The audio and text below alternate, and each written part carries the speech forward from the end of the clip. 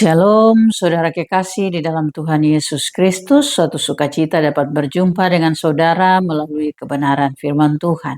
Kiranya hati saudara dipenuhi oleh sukacita dan pengharapan dalam situasi apapun yang sedang saudara hadapi dan jalani saat ini. Surat Roma pasal 10 ayat 17 berkata, iman timbul dari pendengaran dan pendengaran akan firman Kristus. Mari kita berdoa. Bapa di surga, di dalam nama Tuhan Yesus Kristus, kami percaya oleh pertolongan kuasa Roh Kudus kami dapat dimampukan untuk memahami maksud-maksud-Mu dan sanggup melakukannya di hidup kami tiap-tiap hari. Kami akan mendengarkan firman Tuhan. Kiranya setiap kami yang akan mendengar dan hamba-Mu yang menyampaikan diberkati di dalam nama Tuhan Yesus Kristus. Amin. Nats firman Tuhan untuk kita terambil dari Injil Lukas pasal 24 ayat 36 sampai dengan 49 di bawah perikop. Yesus menampakkan diri kepada semua murid. Dan tema untuk bacaan ini adalah kebangkitan Kristus, pengharapan dunia. Memasuki masa Paskah minggu ketiga, kita sekali lagi hendak menguatkan iman percaya kita dengan belajar dari seluruh kekuatan di dalam Tuhan Yesus Kristus. Dan salah satunya adalah kekuatan kebangkitan Kristus. Kebangkitan Kristus pengharapan bagi dunia dapat kita pahami sebagai bukti kekuatan yang menopang iman percaya kita, yang mengayomi, yang merangkul, yang mengumpulkan seluruh pengharapan-pengharapan kita sebagai orang yang percaya kepada Allah di dalam nama Yesus Kristus di dunia ini. Bagian ini juga dapat kita hubungkan dengan Injil Yohanes pasal 3 ayat 16 yang sangat terkenal, yaitu motivasi dan rancangan keselamatan Allah bagi dunia ini. Secara khusus dikata-kata supaya setiap orang yang percaya kepadanya tidak binasa, melainkan beroleh hidup yang kekal. Cerita penampakan Yesus kepada semua murid dalam bacaan kita di Lukas 24 ayat 36 sampai dengan 49 merupakan kelanjutan cerita dari penampakan perjumpaan Yesus dengan dua orang di jalan ke Emmaus. Secara khusus di dalam teks ini, kita menemukan kekuatan kebangkitan yang memberi pengharapan di dalam dua hakikat Yesus Kristus, yaitu Yesus Kristus yang memiliki hakikat ilahi atau Allah yang sejati dan hakikat manusia yang sejati itu. Hakikat Allah yang sejati yang memberikan pengharapan di dalam teks ini dapat kita temukan 4 bukti dari hakikat ilahi Yesus Kristus melalui peristiwa penampakan ini. Yang pertama kita melihat pada ayat 36 bahwa Yesus tiba-tiba berdiri di tengah-tengah para murid. Nah, saudara-saudara, ini menunjukkan kepada kita bahwa hakikat ilahi di dalam diri Yesus Kristus yang telah membangkitkan dia dari antara orang mati itu menunjukkan bahwa ia dapat melintasi dan berkuasa atas ruang dan waktu. Karena itu, jika hari ini kita menggunakan tahun 2024 sebagai ukuran dari peristiwa kebangkitan Yesus Kristus, maka itu sesuatu yang tidak mustahil. Karena Yesus Kristus berkuasa atas ruang dan waktu dalam hakikat ilahinya. Ia adalah penguasa semesta. Dan dalam surat Ibrani pasal 4 ayat yang ke-14, sang penulis surat ini menyaksikan bahwa Yesus itu adalah imam besar agung yang telah melintasi semua langit. Yesus Kristus itu. Karena itu saudara-saudara, hakikat ilahi Allah yang berkuasa di dalam Yesus Kristus yang melintasi ruang dan waktu, yang berkuasa atas ruang dan waktu, dapat hadir hari ini pun di hidup kita sebagai orang yang percaya kepadanya. Ini juga menunjukkan kepada kita bahwa ia bukan hanya Tuhan bagi bangsa Israel orang Yahudi, tapi ia adalah Tuhan bagi semua orang di mana saja di atas muka bumi ini. Dan ia hadir kapan saja di hidup mereka.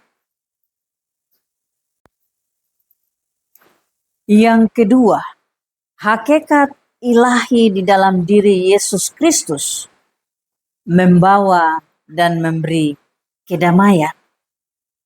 Yesus berkata kepada para muridnya, damai sejahtera bagi kamu.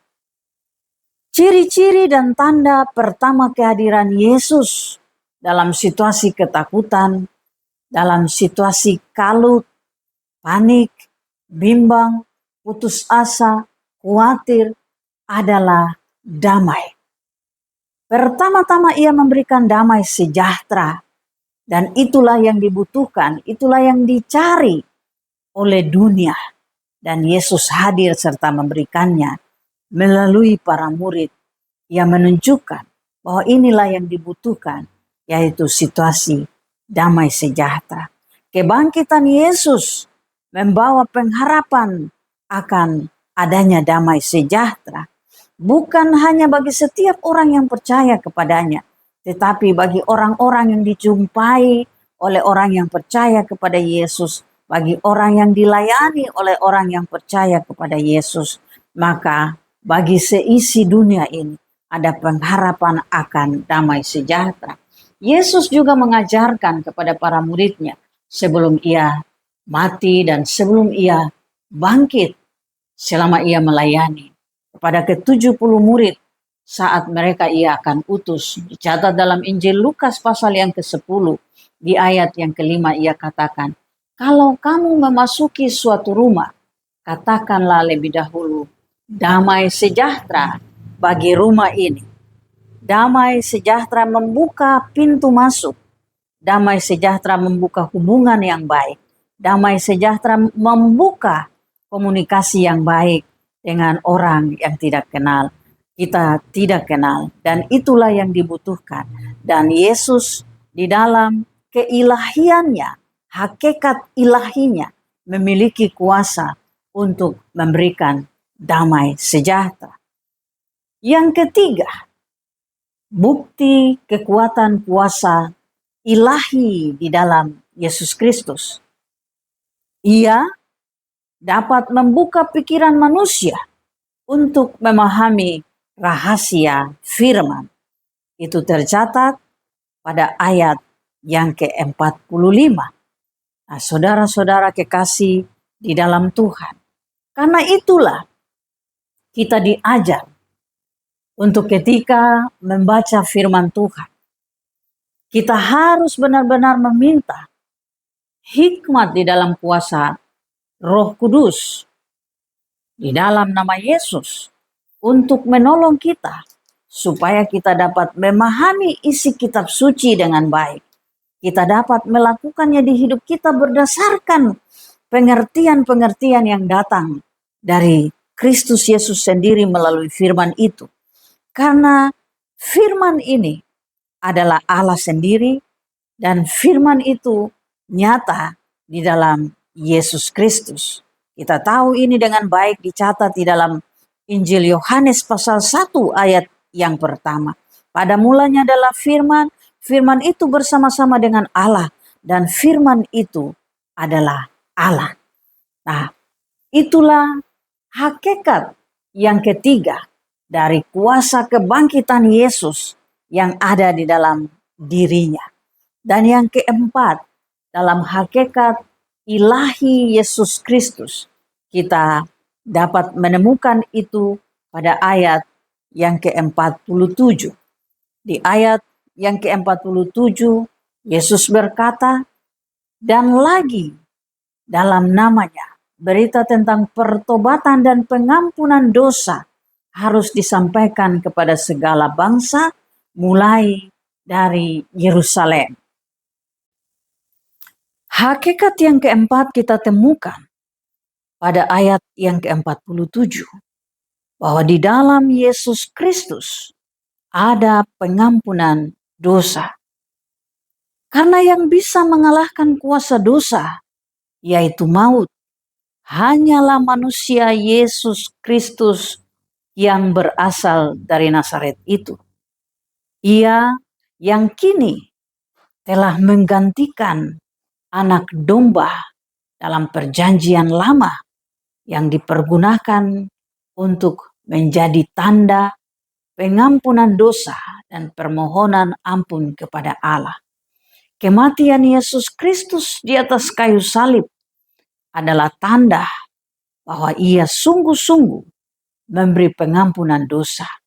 Karena itulah di bagian ini Yesus katakan bahwa di dalam namanya berita tentang pertobatan dan pengampunan dosa harus disampaikan kepada segala bangsa, mulai dari Yerusalem.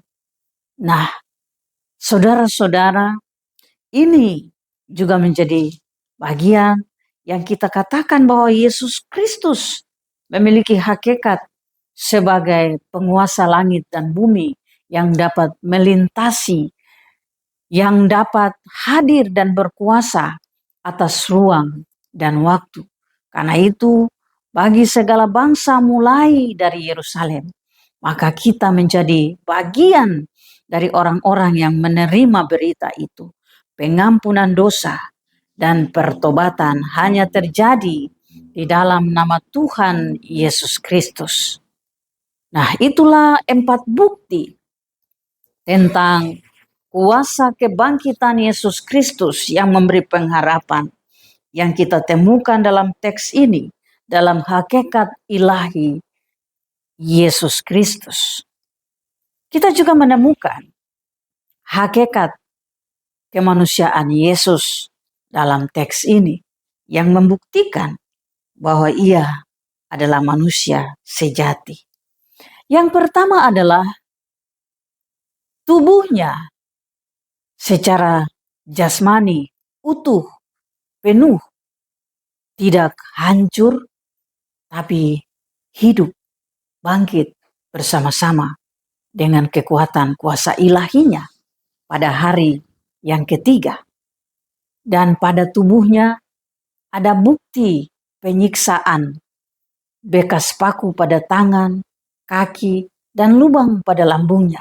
Ketika sebagai seorang manusia, ia dipaku dan lambungnya ditikam saat ia tergantung di atas kayu salib. Dan itu masih ada. Bukti yang kedua dalam hakikat kemanusiaannya, ia mempunyai tulang dan daging. Sehingga di ayat yang ke-39, ia katakan, lihatlah tanganku dan kakiku, aku sendirilah ini. Rabalah aku dan lihatlah, karena hantu tidak ada daging dan tulangnya seperti yang kamu lihat padaku. Itu bukti hakikat kemanusiaan Yesus. Dan yang ketiga, ia bisa makan seperti manusia hidup normal pada umumnya. Ia minta pada mereka, ada kepadamu makanan di sini. Lalu mereka memberikan kepadanya sepotong ikan goreng dan ia mengambilnya dan memakannya di depan mata mereka. Itulah bukti hakikat kemanusiaan Yesus. Nah, saudara-saudara yang Tuhan kasihi, kita percaya kepada Allah yang hidup di dalam manusia yang namanya Yesus Kristus. Ketika manusia Yesus itu mati, manusia Allah di dalam Yesus. Yesus yang adalah Allah itu bangkit dari antara orang mati dan ia membangkitkan tubuh jasmani Yesus yang adalah tubuh manusia itu. Maka di ayat 48 sampai dengan 49 kepada para murid Yesus katakan, kamu adalah saksi dari semuanya ini. Dan aku akan mengirim kepadamu apa yang telah dijanjikan Bapakku. Tetapi kamu harus tinggal di dalam kota ini sampai kamu diperlengkapi dengan kekuasaan dari tempat tinggi. Kita sekarang, apakah saudara bersedia mau menjadi saksi dari Kristus? Dari seluruh pengalaman hidup saudara, perjumpaan-perjumpaan hidup saudara dengan Yesus, keyakinan saudara akan hakikat ilahi daripada Allah di dalam tubuh manusia Yesus, dan hakikat kemanusiaan Yesus di dalam tubuh kemanusiaannya. Dan kalau saudara meyakini itu, maka saudara akan menjadi saksi. Dan seperti kepada para murid Tuhan Allah di dalam Yesus memenuhi mereka dengan kuasa, maka kepada setiap orang yang percaya akan diberi kuasa untuk menyaksikan, akan diperlengkapi dengan kekuasaan ilahi untuk menyaksikan kebangkitan Yesus Kristus di hidupnya sebagai pengharapan bagi dirinya, keluarganya, lingkungannya, orang-orang terdekatnya, dan bagi seisi dunia ini. Amin.